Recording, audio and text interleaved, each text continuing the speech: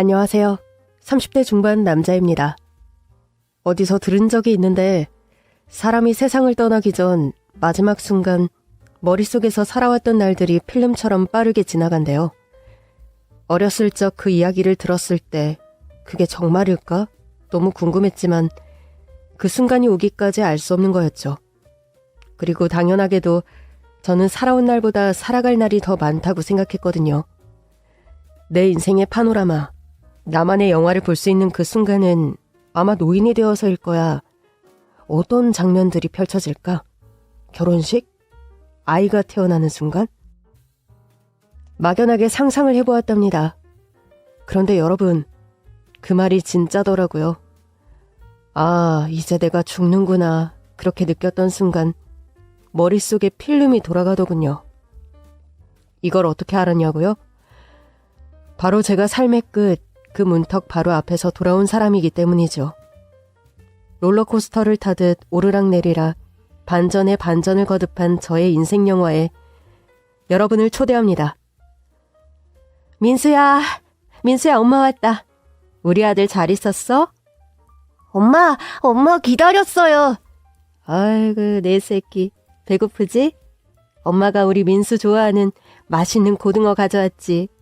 금방 구워줄게. 조금만 기다려. 저는 아버지에 대한 기억이 거의 없습니다. 초등학교에 들어갈 무렵 어느 아침 어쩐 일로 일찍 일어난 아버지가 목욕을 하고 깨끗한 옷을 차려입는 것이었어요. 그리고 처음으로 세수를 시켜주었습니다. 아버지가 그런 적은 처음이라 어렸지만 그게 뭔가 어색하게 느껴졌던 것 같아요. 아버지, 돈 벌러 간다. 많이 벌 거야. 그럼 멀리 가세요? 그래. 그럼 언제 오세요? 언제 오냐는 질문에 아버지는 머뭇거리더니 제 머리를 쓱 한번 쓰다듬어 주었어요. 그리고 커다란 배낭을 메고 대문을 나섰습니다. 그게 아버지의 마지막 모습이었어요. 거짓말을 한 건 아니었네요. 돈 많이 벌어서 올 게가 아니라 돈 많이 벌러 간다고 하셨으니까. 어쨌든 그날부터 저는 엄마와 둘이 살았습니다. 크게 달라진 건 없었어요. 아빠가 있을 때도 엄마는 새벽같이 시장에 나가 장사를 했고 아빠는 집에 없거나 어쩌다 있을 때면 잠만 잤으니까요. 어둑해진 저녁까지 엄마가 오지 않으면 노래를 부르며 무서운 생각을 떨쳐버렸죠. 엄마가 섬 그늘에 굴 따러 가면 아기가 혼자 남아 집을 보다가 바다가 불러주는 자장 노래 800고 스르르르 잠이 듭니다. 이 노래를 모두 아시죠? 어렸을 때도 느꼈는데 이 노래는 뭔가 쓸쓸하고 슬픈 노래였어요. 어른이 돼서 들어도 슬프더라고요. 더 이상 아기도 아닌데 말이죠. 그렇게 엄마와 단둘이 살기를 몇 년, 중학교에 올라갈 때 엄마가 단정한 새 옷을 사주며 저를 경양식 돈가스집으로 데려갔어요. 이상하다. 생일도 아닌데 뭐지? 그런데 그곳에 멀끔하게 생긴 아저씨 한 분이 계셨죠. 네가 민수구나? 안녕, 나는 민수야. 인사해. 엄마 친구야. 얘가 이제 중학교 간다면서 뭘 모르는 아이도 아니고. 아저씨는 엄마랑 같이 살고 싶은 사람이란다. 네, 안녕하세요. 저는 김민수고 엄마 아들이에요. 그래, 우리 잘 지내보자. 같이 살고 싶은지 그래도 괜찮은지 정도는 사전에 물어봐 줄 수 있는 거 아닌가요? 오래전 소식이 끊긴 아버지한테 뭐 연락이라도 온 건지 정리가 된 건지 뭐가 뭔지 알 수 없었지만 어쨌든 그날 저녁을 먹은 그 아저씨는 일주일 뒤 저와 엄마가 사는 집에서 함께 지내게 되었죠. 새아버지는 엄마에겐 다정했지만 저를 별로 좋아하는 것 같지 않았어요. 처음엔 그저 어색한가 보다 생각했는데 갈수록 적대적으로 변하더라고요. 너 공부는 잘하냐? 네, 열심히 하고 있어요. 네 엄마가 그렇게 고생해서 뒷바라지 하는데 공부 잘해야지. 열심히 하는 걸로는 부족해. 반에서 몇 등이나 해? 10등 안에는 들어요. 정규에서 10등도 아니고 고작 반에서 10등? 글러먹었구나. 글러먹었어. 새아버지라는 그 사람은 친아버지와 근본적으로 별다를 게 없는 사람이었어요. 특별히 하는 일 없이 엄마가 힘들게 번 돈으로 놀고 먹는 사람. 두 번째 남자면 그전보다는 나은 사람을 고를 수는 없던 걸까요? 그렇게 남자를 걷어먹여 살리는 게 엄마의 업이었던 걸까요? 그리고 엄마와 그 남자 사이에 아이가 태어나며 제 상황은 더 안 좋아졌어요. 눈칫밥 먹는 신세가 됐고 엄마가 없을 때마다 그 남자는 훈계를 늘어놓으며 제 성적표를 검사하곤 했습니다. 악에 바쳤던 저는 독하게 마음을 먹고 공부를 했어요. 대학 가서 이 집을 떠나야겠다. 그 일념 하나로요. 저 서울에 있는 대학에 합격했습니다. 등록금 달라는 소리는 아니지? 돈 없다. 네 동생이 아직 어리잖니? 애 키우는데 돈이 한두 푼 들어야지. 제가 알아서 할게요. 기숙사에서 지낼 거라 곧 나갈 거예요. 너무 잘했다. 장하다 우리 아들. 넌 나한테는 감사하다는 소리 한마디 없냐? 네가 그렇게 좋은 대학에 간 게 다 누구 덕분인데? 내가 그렇게 채찍질하지 않았으면 네가 그런 대학 문턱이라도 밟았겠니? 어? 이 자식 봐라. 야야! 왜 주먹을 그렇게 불끈 쥐고 노려보는 건데? 한번 해보겠다 이거야? 배은망덕한 자식. 왜 그래요? 그만해요. 민수야, 엄마랑 나중에 이야기하자. 할 말은 많았지만 바보같이 그냥 돌아섰습니다. 엄마가 밤중에 몰래 저를 불러 속삭이듯 말하더라고요. 등록금 걱정은 하지 마라. 엄마가 너 어렸을 때부터 대학 등록금으로 따로 모아둔 돈이 있어. 쉿! 네 아버지 모르게 주는 거니까. 그나저나 등록금이야 그렇다 쳐도 앞으로 학비는 계속 어떻게 하니? 학자금 대출이라는 게 있대요. 걱정 마세요. 그래, 정말 우리 민수 장하다 장해. 엄마가 그 남자 몰래 등록금을 내주셨어요. 그리고 전 서울에서 학교를 다니게 되었죠. 학자금 대출이라는 제도가 생긴 시기였습니다. 낮은 금리로 대출을 받아 나중에 취업 후에 갚는 형식이요. 혼자 살아본 적은 없지만 집을 떠나 자유를 느꼈고 마음도 훨씬 편안했어요. 돌이켜보면 제 인생에서 가장 행복했던 시절 같습니다. 야야 인기쟁이, 너 이번 과팅도 나갈 거지? 언제까지 과팅이야? 지겹지도 않냐? 야 그러지 말고 얼굴이 잘나서 여자들이 지나가다 돌아보는 너는 우리 같은 쭈구리들 마음을 당연히 모르겠지만 네가 나가야 우리 과 평균값도 올라가고 좋은 게 좋은 거 아니냐, 어? 나 학생의 일 때문에 바빠. 꽈팅 아주 노래를 불러라. 중간고사 걱정은 안 되냐? 내가 왜 걱정을 하냐? 네 필기노트 보면 되지. 요약 잘 해놨더라.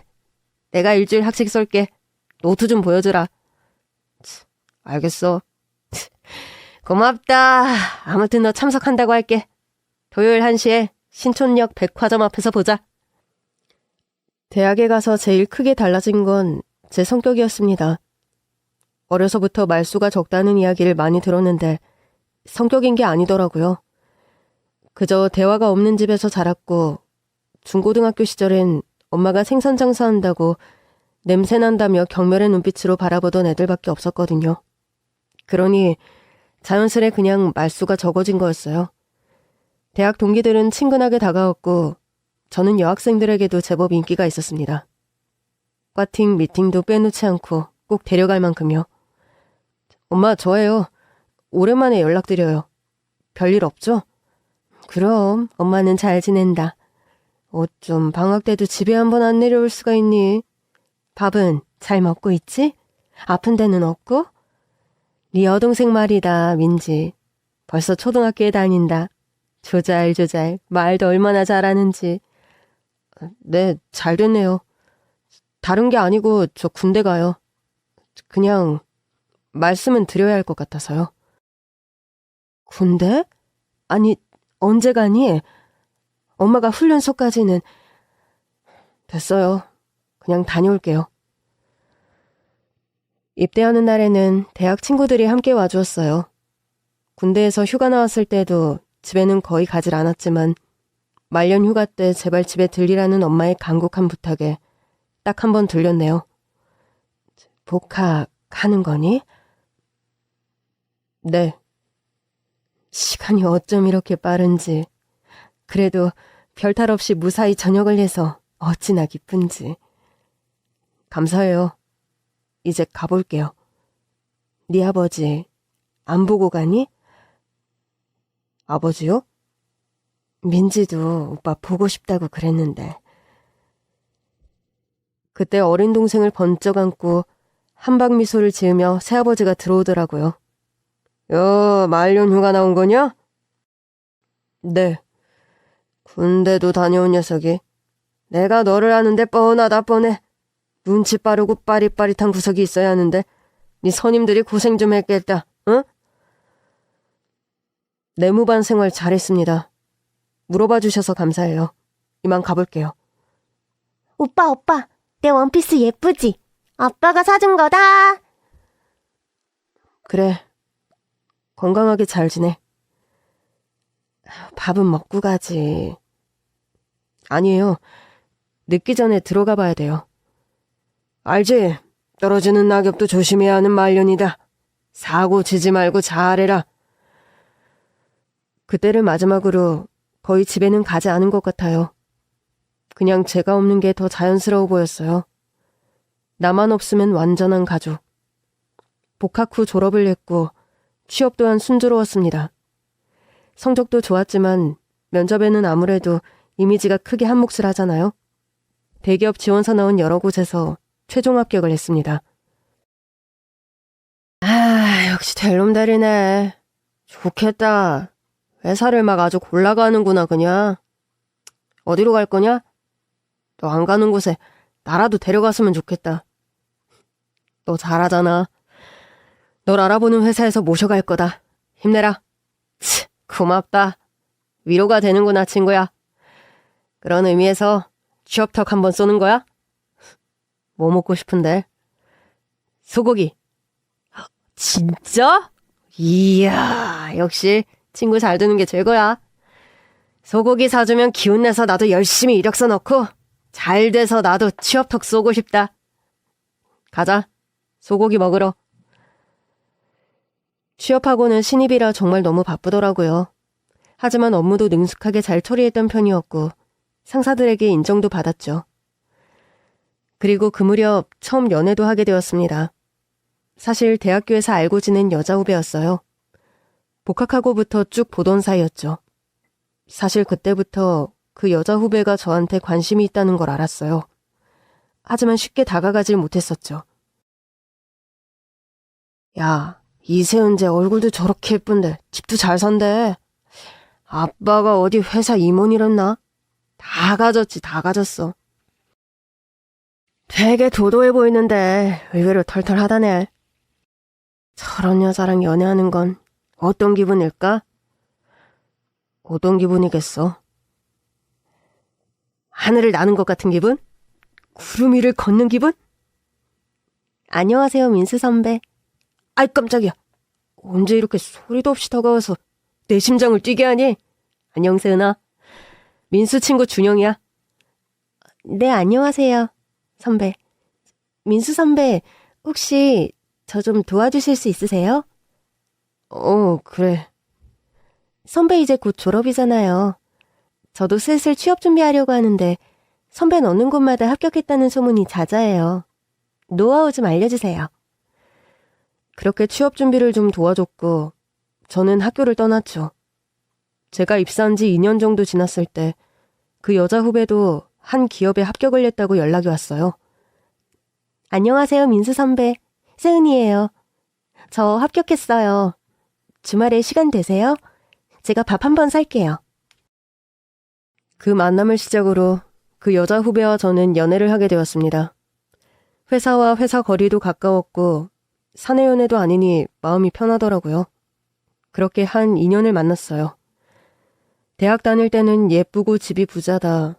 아버지가 어떤 사람이다. 뭐 그런 게 다 그냥 뜬 소문인 줄 알았는데 소문이 아니더군요. 사실이었습니다.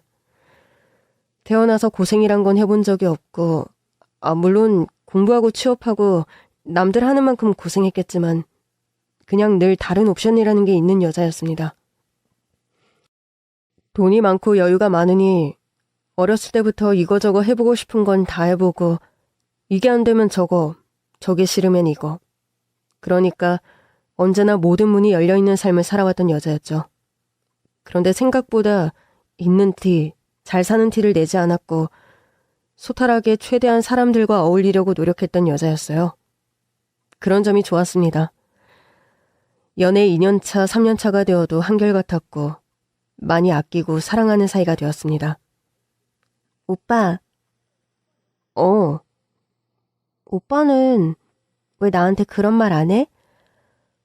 무슨 말? 진짜 내 입으로 말해야겠어? 당장은 아니야. 근데 난 결혼은 오빠랑 하고 싶어. 오빠 생각은 어때? 우리 3년이나 만났잖아. 나도 그러고 싶어. 정말이지? 오빠, 난 오빠만 있으면 돼. 우리 아직 사회 초년생인 거 알아. 특히 내가 그렇지. 근데 우리 결혼한다고 하면 집이랑 그런 건 진짜 걱정 안 해도 돼. 우리 엄마 아빠가 있잖아. 큰 거는 해주신다고 했어. 그리고 다른 건 오빠가 열심히 벌잖아. 나도 내 생활비 정도는 벌었을 수 있어. 여자친구를 좋아했지만 3년간 한결같이 곁을 지켜준 사람이지만 아무래도 집안 차이가 너무 나다 보니 결혼이라는 건 자신이 없더라고요. 솔직한 마음을 말해줘야겠다고 생각했습니다. 그게 예의라고 생각했어요. 헤어질 각오를 하고 집안 사정, 지금까지 모은 돈 등등 다 오픈을 했어요. 반짝반짝하는 눈으로 내내 저를 보던 여자친구는 환하게 웃더라고요. 있지. 우리 부모님이 제일 중요하게 생각하는 건 배경도 뭐도 아무것도 아니야. 그냥 그 사람이 중요해.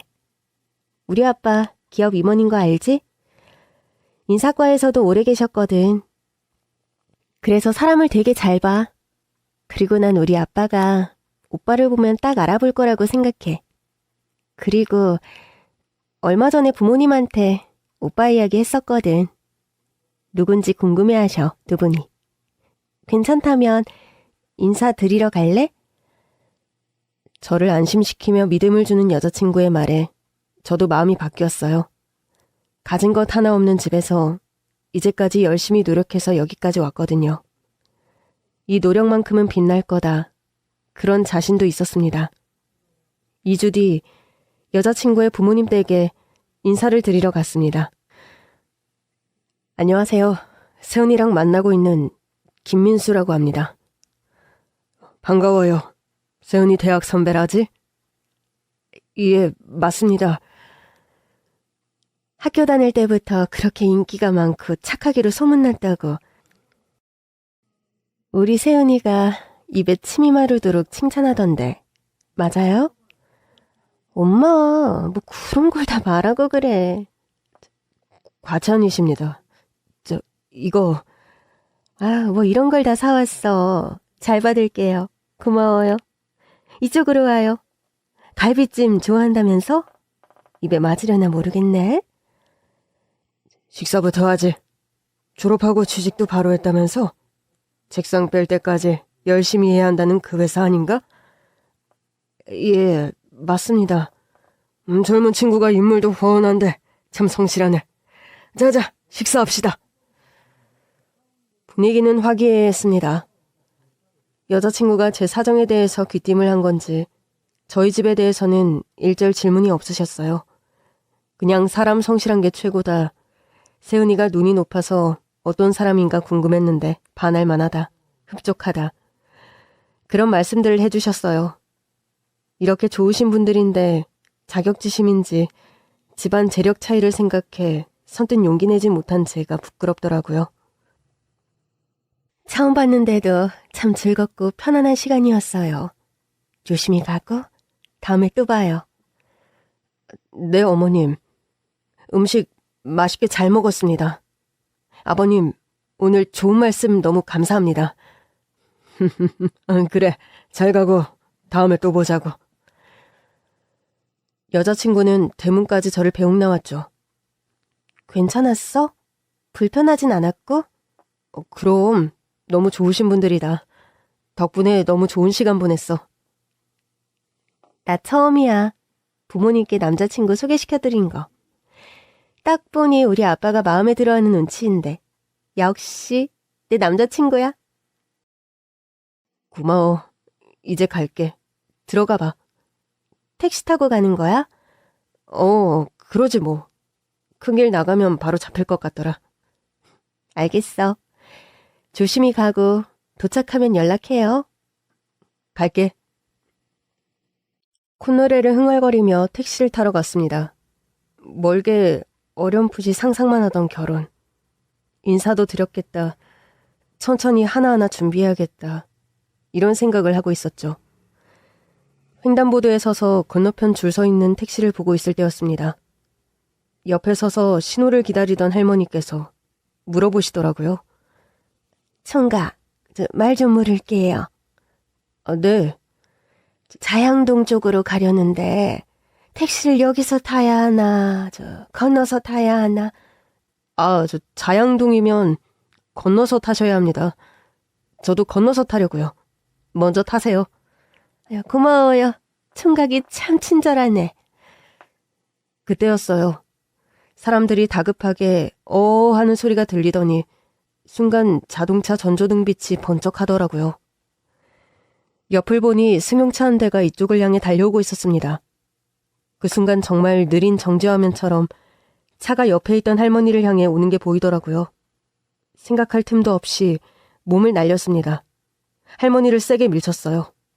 쾅! 큰 소리가 울렸고 몇 초 뒤 표현할 수 없는 고통이 느껴지더라고요. 여기 사람 쳤어요! 119! 할머니, 괜찮으세요? 여기!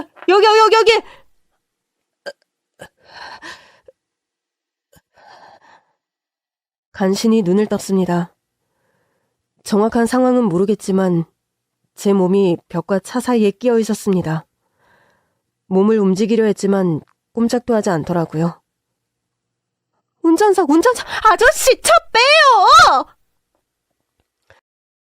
점점 소리치는 사람들의 목소리가 희미해졌고 정신을 잃기 전 정말 머릿속에 사진들이 확 빠르게 지나가더군요.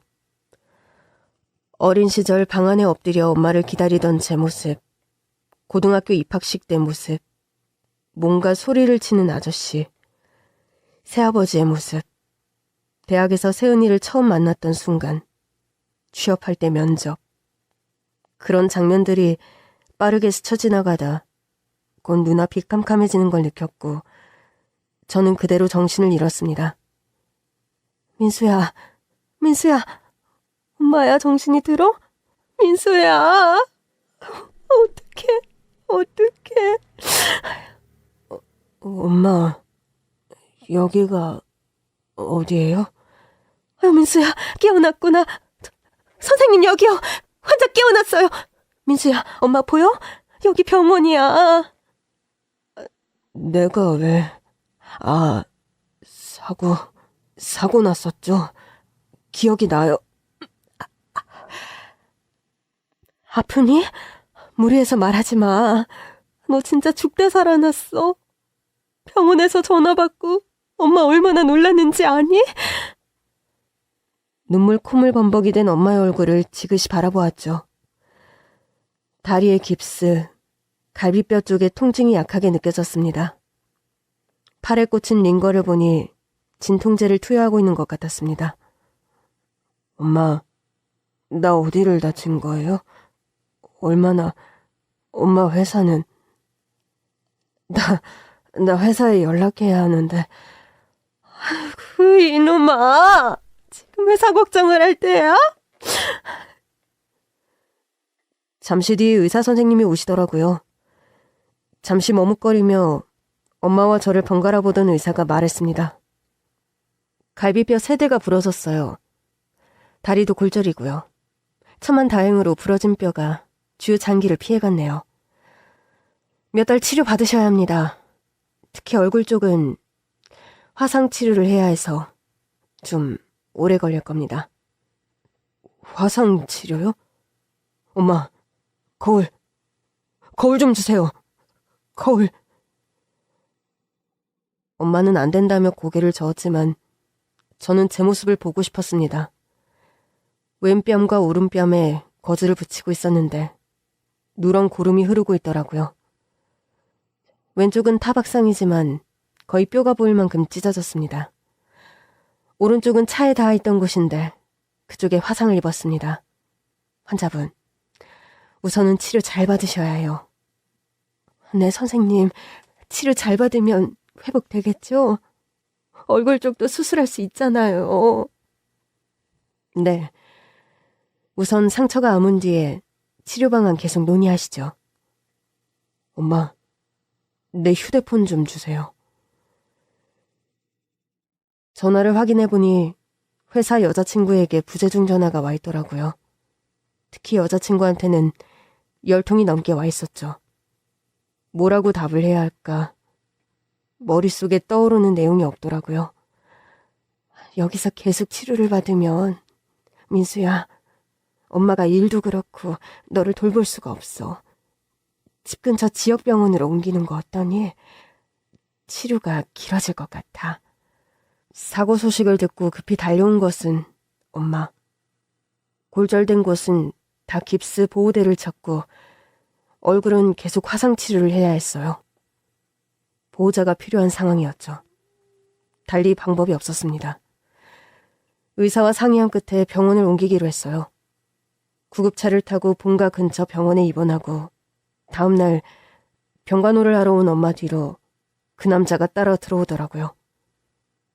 큰 사고였다고 하는데 다행이구나. 네, 감사해요. 어쩌다 사고를 당한 거냐? 음주운전이래? 결과 나왔어? 뭐, 재판하고 그래야 돼? 말했잖아요. 음주는 아니래요. 브레이크랑 엑셀을 착각했다나. 그걸 착각하는 놈이 도대체 도로 위에 왜 차를 끌고 다니는 거야? 세상 말세다 말세. 아니 그리고 너한테 곧장 온 것도 아니라면서? 할머니 한 분이 계셨대요. 우리 민수가 그 할머니 구하려고. 오지라 피다 오지라. 네 몸 하나 멀쩡히 건사하는 것도 못해? 무슨 영웅놀이를 하는 거냐? 그런데 나서길 왜 나서? 왜? 치료비는 어떻게 할 거야? 응? 앞으로 어떻게 살 거냐고. 너 그 얼굴로 회사 다시 다닐 수 있겠어? 그만하세요. 언제나 그랬듯이 제가 알아서 해요. 그러니까 그만 말씀하시라고요. 가요. 당신 가라고. 이런 말 하려고 병원 쫓아왔어요? 가서 민지나 봐요. 에휴, 운전미숙이라도 합의 봐야지. 그리고 네가 구했다는 그 할망구는 연락 안 돼? 급하게 병원 옮기느라 겨를도 없었어요. 알아서 한다잖아요. 그만 가세요, 당신. 새아버지가 병원을 떠나자 어머니는 다가와 속삭이셨죠. 대학에 합격했다는 소식을 알렸을 때 그때처럼요. 민수야, 병원비는 걱정 마. 보험도 있고 또 합의를 보든지 해서 어떻게든 엄마가 해결할게. 뭐라고 말해야 할지 입이 떨어지지 않더라고요. 내 탓이구나. 내가 모든 걸 다 망쳤어. 그런 자괴감이 몰려왔습니다. 며칠 지났어요. 휴대폰은 꺼두었습니다. 화상 부위 치료를 위해 몇 번씩 거즈를 걷어냈어요. 그리고 그때 다친 제 얼굴을 처음으로 봤습니다. 너무 흉측하더라고요. 일그러진 얼굴 근처 근육이 다친 건지 화상 부위 피부가 굳은 건지 입꼬리가 삐뚤어지게 올라가 있더라고요. 이런 제 모습이 낯설었습니다. 그리고 그때 알았어요. 이제 예전 모습으로 다시는 돌아갈 수 없다는 것을. 꺼두었던 휴대폰을 켜서 여자친구에게 문자를 보냈습니다. 이제 연락해서 미안해. 더 이상 널 볼 자신이 없어. 헤어지자. 좋은 사람 만나. 눈물이 줄줄 흘러내리는 걸 느꼈습니다. 내가 뭘 잘못한 걸까? 한평생 그냥 열심히 살기만 했는데 이제 좀 숨이 트이는 것 같았는데. 그리고 며칠 뒤 잠이 들었다 오후에 눈을 떴는데 전 그게 꿈인 줄 알았어요. 여자친구 세훈이가 제 눈앞에 있었거든요. 오빠 어떡해. 진짜 어떡해. 여긴 어떻게 알고 온 거야? 왜 계속 전화를 안 받아? 내가 얼마나 전화를 많이 했는데. 헤어지자는 문자를 보낸 뒤 전화를 받지 않았어요. 그러나 전화가 계속 울렸고 제가 잠든 사이 엄마가 전화를 받았던 것이었습니다. 병원을 알려준 것도 엄마겠죠. 울지 마. 왜 왔어? 이미 난 다 말했잖아. 가. 얼굴을 돌리고 단호하게 말했지만 사실 정말 솔직히 말하면 마음 한켠에 이런 마음이 있었던 것 같아요. 나를 정말 사랑한다면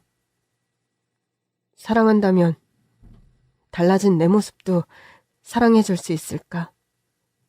저도 알아요. 그건 이기적인 생각이라는 것을. 하지만 그렇다면, 이런 내 곁을 지켜준다면 나도 힘을 내서 살아보고 싶다. 이런 마음이 들었어요. 30분 내내 울기만 하던 여자친구는 이불을 덮어주고 등을 돌리더니 조용히 말하더라고요.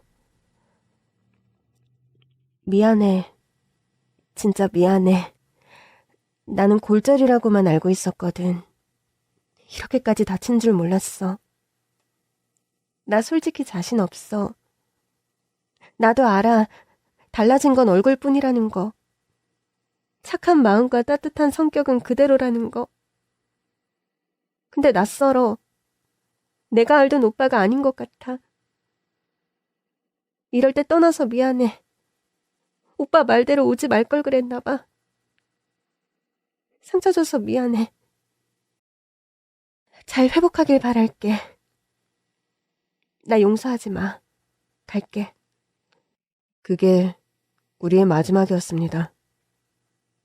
막상 직접 그 말을 듣고 보니 마음이 차분해졌어요. 당연한 거였어요.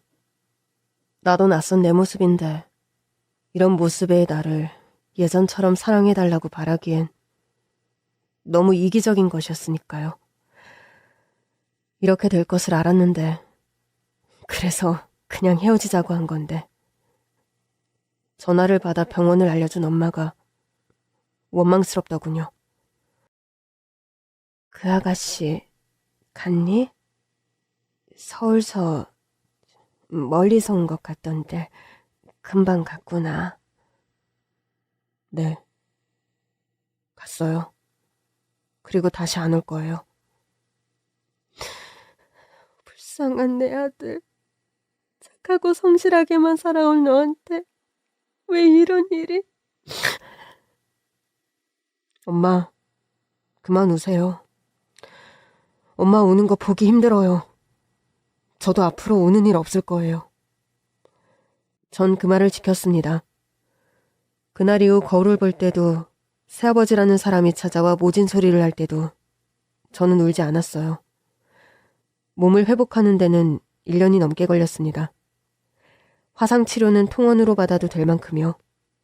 사고를 냈던 운전자 쪽의 보험, 제 보험, 여차저차해서 병원비는 해결했죠. 퇴원을 하는 날 엄마가 말하더군요. 앞으로 어떻게 할 거니? 여기 내려와 살아도 좋다. 당분간이라도 말이야. 아니요, 여기 못 있어요. 같은 집에서는 더더욱 못 지내요. 올라갈 거예요. 아니지, 서울로 다시 간다고? 어떻게 하려고? 할 수 있는 일은 해야죠. 알아봐야죠. 걱정 마세요. 퇴원을 하고 도망치듯 서울로 올라왔습니다. 모아두었던 돈으로 작은 방을 얻었어요.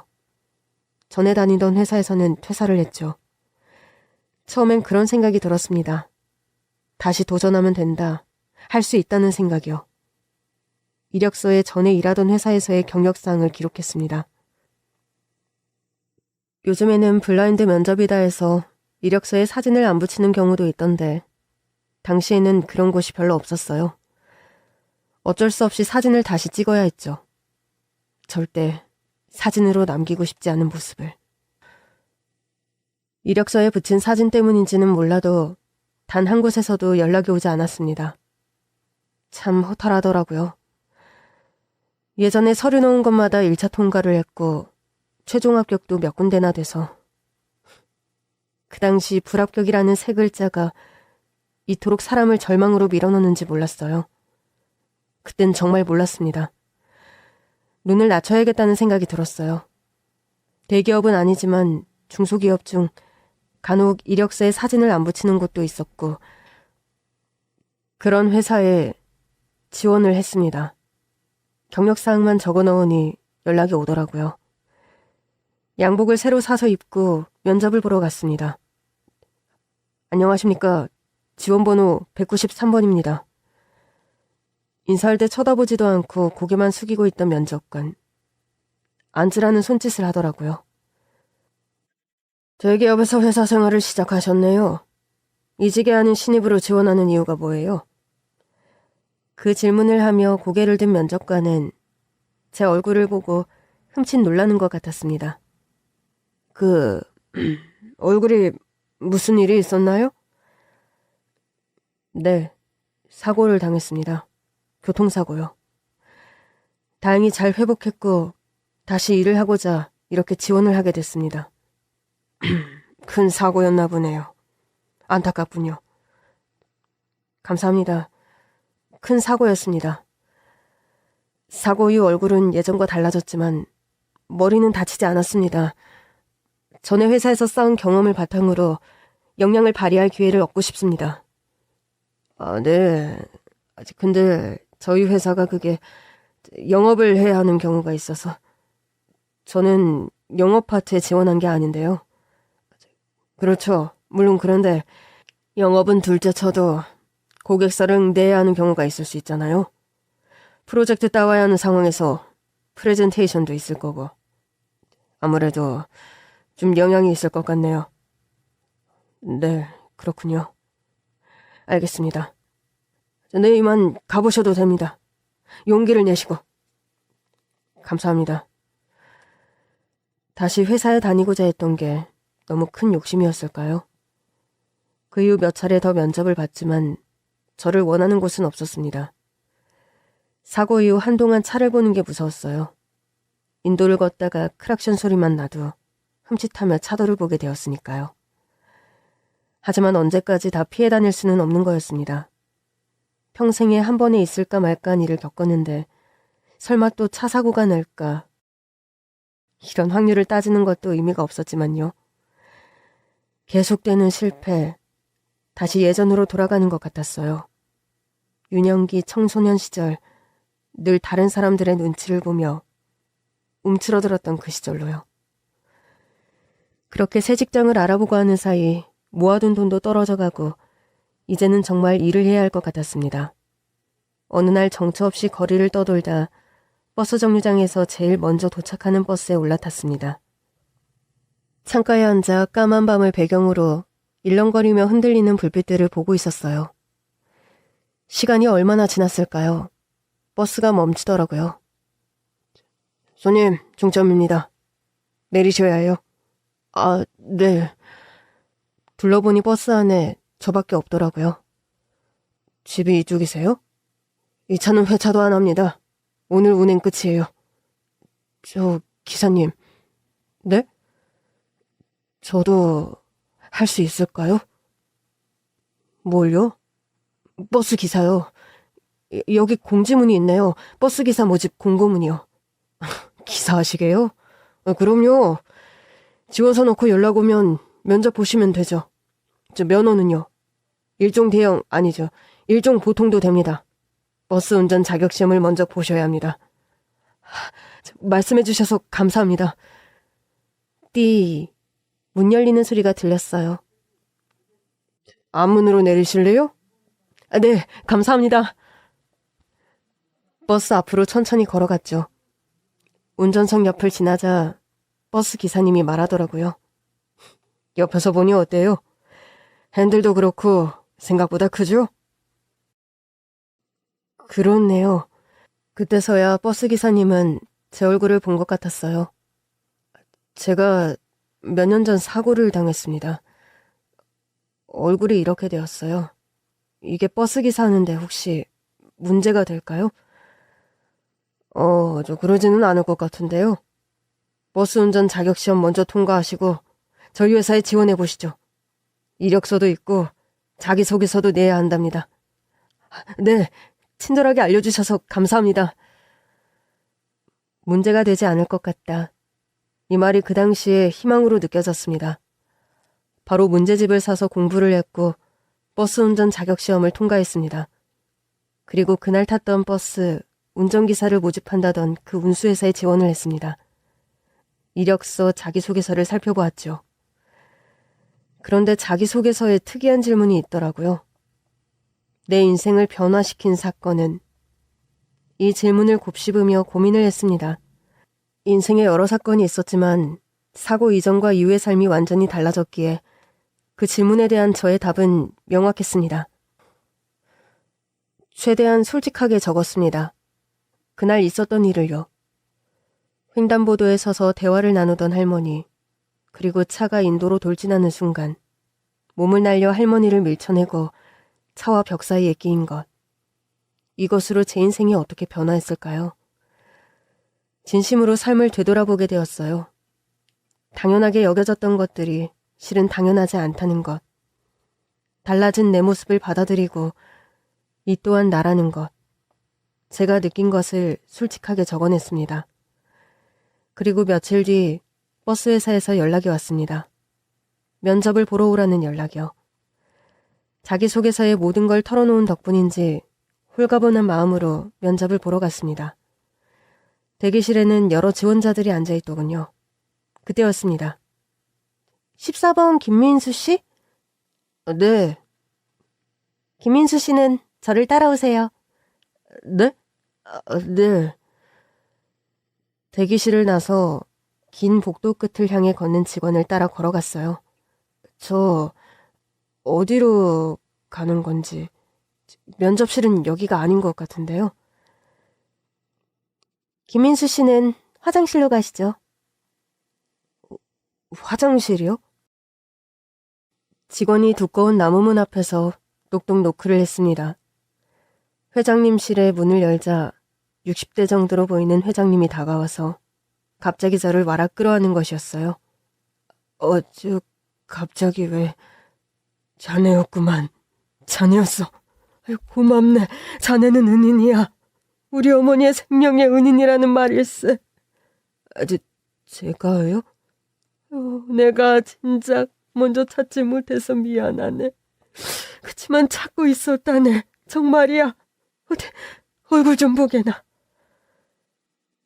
회장님은 제 얼굴에 흉터, 화상 자국이 난 얼굴을 손으로 매만지셨죠.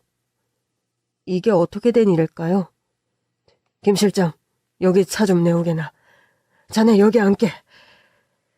그리고 버스 운수회사 회장님으로부터 들은 이야기는 정말 놀라웠습니다.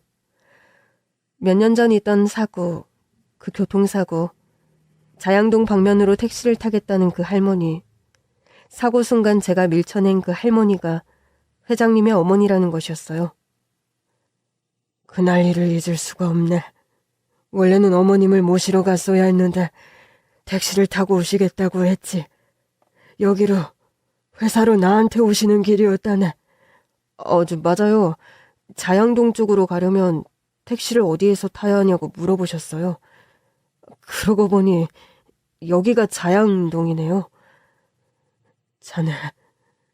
자네가 어머님을 구하고 이렇게 되었구만. 치료는 잘 받은 건가? 몸은 회복한 건가? 미안하네. 진작 찾지 못해서 미안하네. 자네 같은 의인 영웅이 용서해주겠나. 제 손을 꼭 부여잡고 회장님은 한참 동안 말을 이어갔습니다. 그러니까 사고 직후 저는 정신을 잃었고 제가 할머니를 밀쳤기 때문에 할머니도 다치셨다는 거였어요. 저와 할머니는 각각 다른 병원으로 이송이 되었죠. 회장님은 할머니가 병원에서 계속 한 청년을 찾았다고 하셨습니다. 그 청년은 어찌 되었냐면서요. 할머니는 치료를 받으셨고 시간이 지난 후 제가 처음 실려간 병원을 찾았다고 했어요. 하지만 전 그때 엄마의 권유로 병원을 옮긴 뒤였죠. 병원에서는 환자의 개인정보를 알려줄 수가 없다고 했답니다. 할머니는 잘 계신가요? 건강하게 계신다네. 그 사고로 우리 어머니도 골절을 당했다네. 발목이었는데 노인이시지 않나. 그 발목 골절로도 고생을 좀 했지. 하지만 지금은 괜찮으시다네. 최근에도 어머니께서 자네에 대해 물으셨어. 자네를 찾을 방법이 없냐고 말씀하셨지. 어머니는 실버타운에서 지내고 계신데 자네만 괜찮다면 같이 어머님을 뵙는 게 어떤가. 자네한테 꼭 감사 인사를 해야 한다고 하셨어. 네. 할머니께서 건강하시다니 정말 다행이네요. 그런데 저를 어떻게 알아보신 건지. 자기소개서 자네가 쓰지 않았나. 내 인생을 변화시킨 사건 말이야. 그 자기소개서를 우리 직원이 처음 읽었는데 바로 나에게 가져다 주었지. 그걸 읽을 때 나는 정말 심장이 내려앉는 것 같았어. 그토록 찾았는데 자네가 우리 회사의 기사로 지원을 하다니 말이야. 어머님의 간절한 바람을 하늘이 들어주신 걸까? 은혜를 갚아야 하는데 그냥 잊고 살지 말라고 꼭 그렇게 하시는 것 같네. 자기소개서. 정말 그 질문에 대한 답을 하며 저 또한 달라진 제 삶과 저에 대해 더 알게 된 시간이었습니다. 고민도 많이 했고요. 최대한 솔직하게 적었습니다. 자네, 그게 정말인가? 그 질문 마지막에 이런 말을 했지 않은가? 아마도 그때로 돌아간다면 같은 상황이 벌어진다고 해도 나는 그때와 똑같은 행동을 했을 것이다. 망설임 없이 몸을 던졌을 것이라고. 그 사고 때문에 자네 얼굴이 이렇게 된 것 아닌가? 거짓말이 아닙니다. 정말 거기 쓴 그대로입니다. 왜냐하면 할머니를 구할 당시 어떤 생각을 하고 움직인 게 아니었으니까요. 그냥 몸이 먼저 움직였어요. 물론 그 사고로 인해 많은 것이 달라졌습니다. 사고 직후에는 후회도 했었어요. 하지만 시간이 지나고 보니 이렇게 달라진 모습 역시도 받아들이게 되더라고요. 겉모습이 달라졌을 뿐인데 이 모습 때문에 곁을 떠난 사람들, 허락되지 않는 기회, 많은 것을 깨달았습니다. 소중한 깨달음이에요. 참된 사람이구만, 자네는. 자세한 내용은 나중에 의논하는 걸로 하고 자네만 괜찮다면 함께 어머님을 뵈러 가는 게 어떤가? 알겠습니다. 그날 오후 회장님의 차를 타고 할머니가 계시는 실버타운으로 갔습니다. 요양원 같은 걸 생각했는데 아니더라고요. 자양동과 멀지 않은 곳에 고급 실버타운이 있었어요. 마치 호텔 같더군요. 노크를 하고 할머님이 계신 방에 들어갔습니다. 혼자 사용하시는 VIP실인데 거의 호텔 스위트룸 같더라고요. 신기해서 둘러보고 있는데 할머니께서 오셨어요. 그래, 이 청년이야? 이 사람이라고? 아이고, 이 늙은이를 기억하겠나. 살 날도 얼마 남지 않은 이 늙은이를 구하겠다고. 앞길이 창창한 자네가 나를 살렸네. 나를 살렸어. 할머니, 안녕하세요. 오랜만에 뵙습니다. 저 알아보시겠어요? 얼굴이 좀 달라졌습니다. 아유, 그럼 알아보고 말고. 자네 눈빛, 그 깊고 또렷하고 선한 눈빛이 그대로야. 어떻게 내가 자네를 잊을 수가 있겠나. 할머니는 눈물을 흘리며 저를 끌어안으셨어요. 저도 한참을 울었습니다. 그리고 그 면접날 그날이요. 제 인생이 180도 달라졌죠. 저는 버스기사로 지원을 했지만 회장님은 저에게 다른 일을 주셨어요. 대기업에서 일했던 인재가 아닌가. 우리 회사에서도 충분히 자네 역량을 발휘할 수 있는 파트가 있다네. 시스템 및 관리를 하는 일이었죠. IT 쪽에 있던 제가 어렵지 않게 할 수 있는 일이었습니다. 그 외에도 미래지향적인 계획이 회사에 많았어요. 디젤 버스에서 천연가스 버스로의 교체를 했었는데 환경을 생각해 수소 전기버스 도입 방안에서도 고민을 하고 있더라고요. 실제 2026년까지 서울에 수소버스가 많이 도입될 거라는 최근 기사도 봤는데 저희 회사에서는 이에 대해 긍정적인 생각을 갖고 있습니다. 이렇게 다시 일을 할 수 있을 거라고는. 버스 운전 일을 할 줄 알았지 다시금 제 전공 분야를 살려 일을 할 거라고는 상상도 못했습니다. 앞으로 자네랑 할 일이 많다네. 우리 어머니는 자네를 정말 손주처럼 생각해. 계속 우리 회사에서 일을 맡아주겠나. 기회 주신 만큼 열심히 최선을 다하겠습니다. 저는 회사 일을 하며 시간이 나면 틈틈이 할머니의 말동무가 되어드리기 위해 실버타운에 들립니다. 알고 보니 할머니는 고스톱을 너무 잘 치셨어요. 패 섞는 것도 잘 못했는데 거의 할머니께 고스톱을 배우다시피 했죠. 호텔에서 식사를 할 때도 저를 부르셨고 정말 할머니의 손자가 된 것처럼 잘 지냈습니다. 제가 다시 회사에서 일을 한다는 소식을 집에 전했어요. 새아버지는 혀를 내두르며 한마디를 하시더군요. 내가 모진 말을 해서 미안하다. 네 엄마를 고생시킨 건 네가 아니라 나였지. 어렸을 때부터 너는 착한 애였는데 그런 사람을 하늘이 끝까지 돕는 것 같구나. 엄마한테 잘해주세요. 건강하시고요. 새아버지로부터 단 한 번도 들은 적 없었던 말이었죠. 미안하다는 말이요. 그리고 이제는 명절이 되어 고향집을 찾아갑니다. 그리고 저는 얼마 전 결혼을 했어요. 비키지 않겠지만 제 겉모습이 아닌 내면을 사랑해주는 여자, 제 있는 모습 그대로를 사랑해주는 여자를 만나 가정을 꾸렸습니다. 청취자 여러분, 여러분들에게 질문을 드리고 싶어요. 여러분들의 인생을 바꾼 사건은 무엇인가요? 어떤 것이든 그 달라진 삶에서 느낀 것이 있다면 그게 여러분들의 삶에 등불이 되어 앞길을 밝히는 소중한 가치이기를 바랍니다. 감사합니다.